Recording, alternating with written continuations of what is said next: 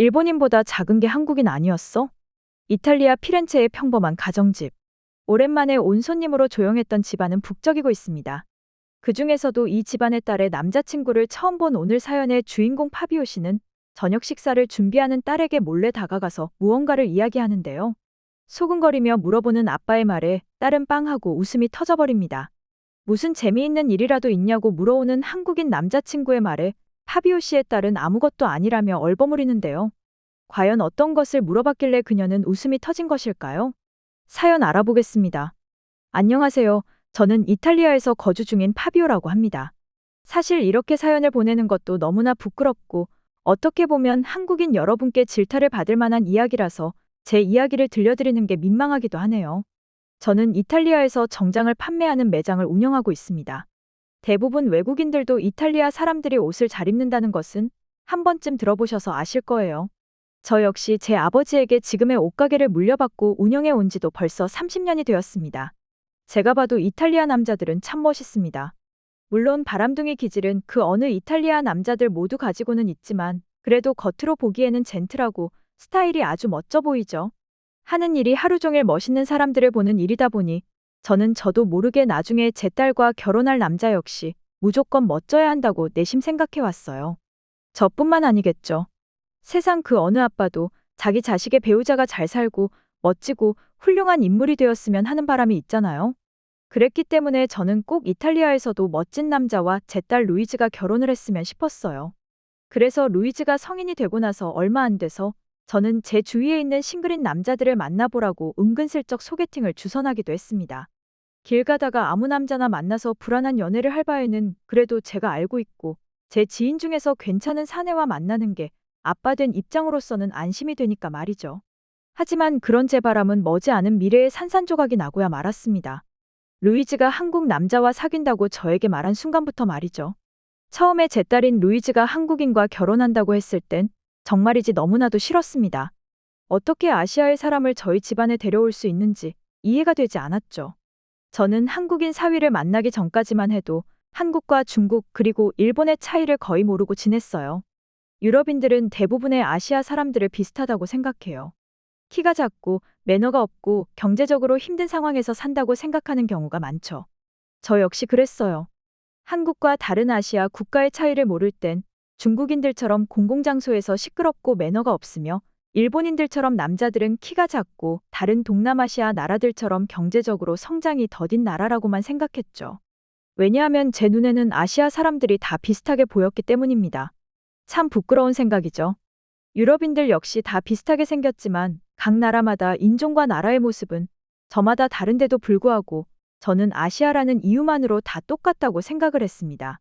그런 부끄러운 생각인 줄도 모르는 편견을 가지고 살아온 저에게 딸인 루이즈는 한국인 남성과 교제 중이라고 했어요. 제 딸은 너무나도 아름답습니다. 제 딸이라서 그런 게 아니라 실제로 모든 사람들이 루이즈를 보면 그 아름다움에 넋이 나가곤 했어요. 실제로 자라오면서 연예인 제안도 많이 받곤 했지만 힘든 연예인 생활을 하는 건 본인이 싫다고 하더라고요. 그토록 예쁘기만 한 딸이 한국인 남성과 사귀고 있다고 했으니 제 속에서 얼마나 열불이 났겠습니까? 어정쩡한 이탈리아 남자라도 저의 눈에는 차지 않았을 텐데 아시아 남성과 미래를 약속할 사이라고까지 하니 제 속은 타들어가기만 했습니다. 물론 처음에는 반대를 했죠. 절대 안 된다고 했습니다. 그 한국인 남성의 집안이 어떻든 외모가 어떻든 간에 결사 반대를 외쳤죠. 그러나 제 딸도 저를 닮아서 그런가 한 성격을 하는 아이였습니다.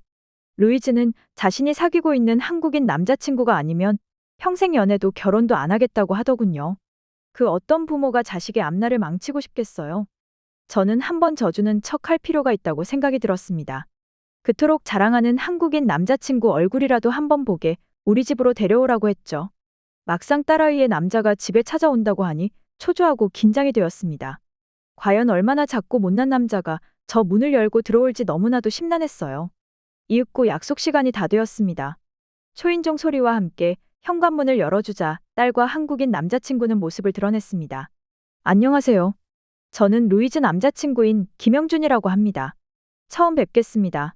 한국인 청년은 사람을 기분 좋게 만드는 목소리로 저에게 인사를 건네왔어요. 저도 모르게 저 역시 공손해지더군요. 예상 외였습니다.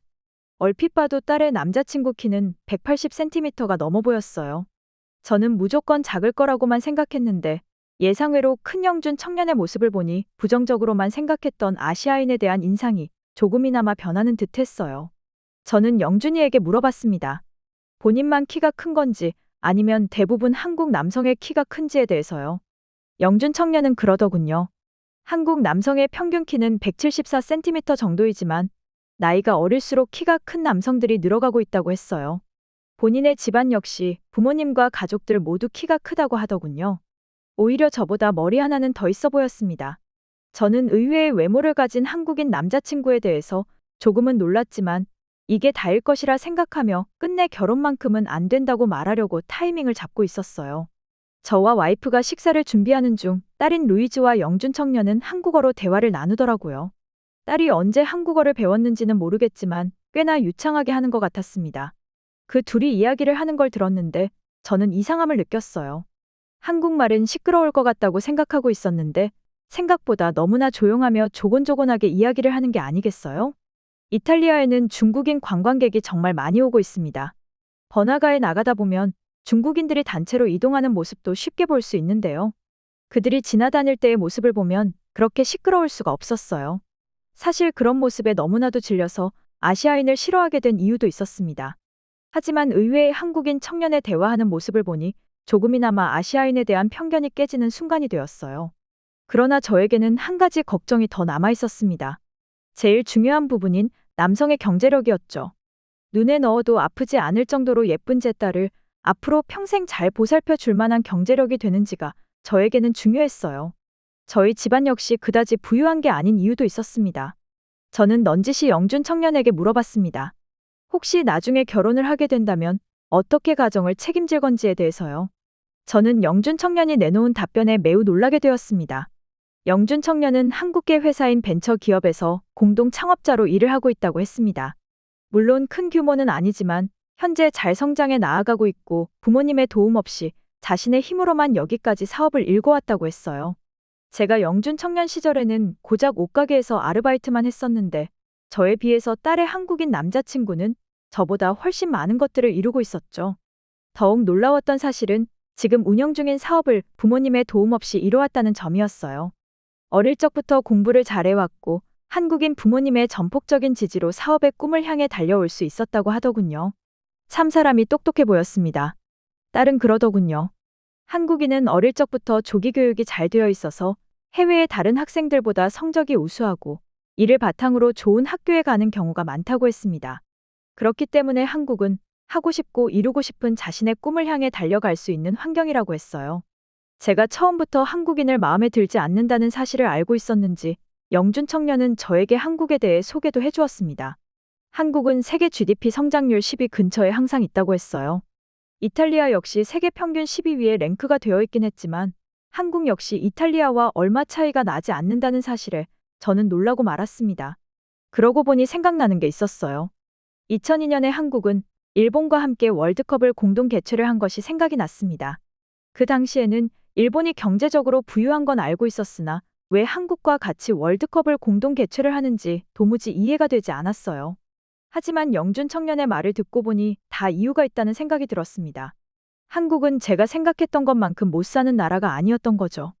오히려 세계에서 가장 빠른 경제 성장률을 보이고 있는 나라라는 걸 저는 평생 모르고 살았어요. 심지어 요즘에는 이탈리아에서도 한국 식당과 음식들이 많이 보이고 있습니다. 먹고 살 것이 부족한 나라는커녕 먹을 게 넘쳐나고 심지어 맛까지 좋아서 이제는 이탈리아 사람들도 한국 요리에 푹 빠져버리게 된 것이죠. 얼마 전에는 영준이가 한국에 다녀온 적이 있었습니다. 요즘에는 한국산 김이 그렇게나 구하기 어렵다고들 하더군요. 제 친구들도 간식으로 먹거나 아니면 식사할 때 곁들여 먹는 모습들을 간혹 보기는 했으나 저는 김에 대해서는 전혀 궁금해하지 않았어요.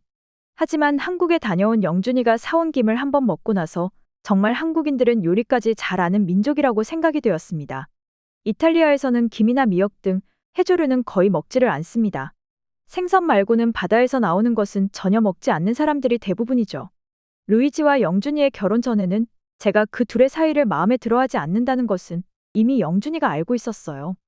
그랬기에 저에게 더욱 잘하려고 노력하는 모습을 보였고 그런 부분이 제 마음을 움직이는 것도 있었습니다.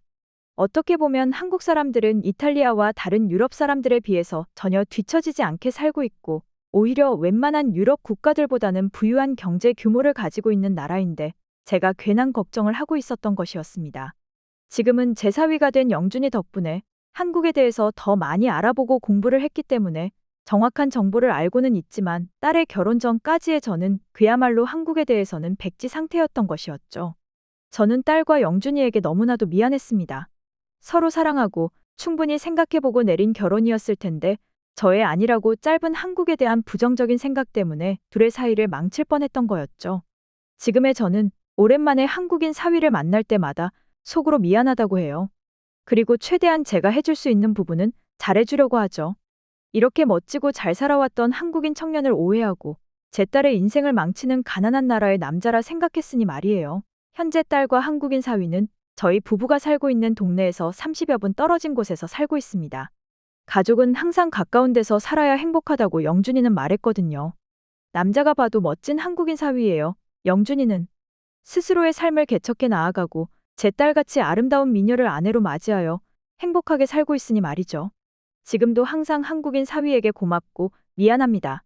오늘은 이탈리아에서 살고 있는 파비오님의 사연을 보셨는데요. 사실 나이대가 어느 정도 있는 외국인들은 아직도 한국에 대해서 정확히 모르고 있는 경우가 많다고 합니다. 중국인과 한국인을 거의 같다고 생각할 정도로 아무런 정보가 없는 경우도 많은데요.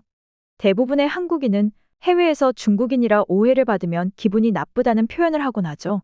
하지만 한국인뿐만 아니라 다른 아시아의 국민 역시 같은 반응을 보인다고 합니다. 아시아의 국가 중에서 가장 예의범절이 바르고 매너가 좋은 한국인이 해외에 나가서 중국인이라고 오해를 받으면 기분이 나쁠 수도 있다는 생각이 들기도 합니다. 하지만 오늘 사연자님은 다행히도 그 오해를 풀게 되어 멋진 한국인 사위를 맞이하게 되었다고 합니다. 오늘 사연은 여기까지입니다. 시청해주셔서 깊은 감사드립니다. 구독과 좋아요, 알림 설정은 채널을 운영하는 데 큰 힘이 됩니다.